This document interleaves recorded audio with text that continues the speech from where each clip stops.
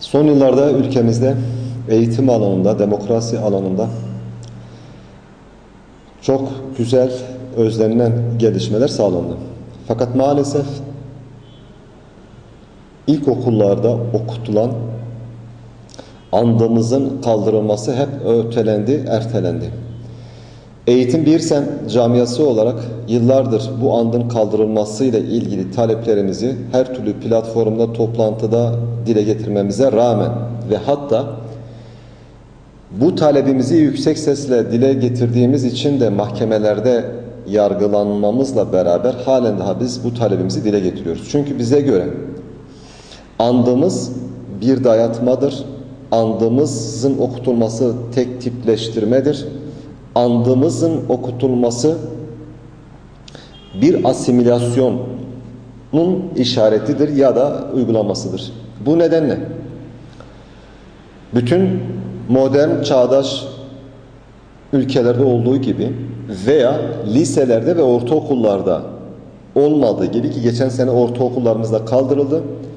Sadece şu anda ilkokullarımızda bu andımız okutulmaktadır. Dileğimiz, temennimiz ilkokullarda da bu yanlışlığa, bu dayatmaya son verilmesi ve bu andığımız denilen ucubeyi bir an önce ortadan kaldırmasıdır hükümetin. Bu çerçevede de Sayın Başbakanımızın bu ay sonunda açıklayacağı denilen pakette bu konunun da bulunmasını heyecanla bekliyoruz ve talep ediyoruz. Çünkü gerçekten bir insanın kendisini bir başkasına armağan etmesi veya bir insanın mutluluğu bir millete, bir kavme, bir ırka dayatması ilmen, dinen, ahlaken, örfen ve kanunen kabul edilebilir bir şey değil. Bunun anlaşılabilmesi için pratikte söylüyorum ben.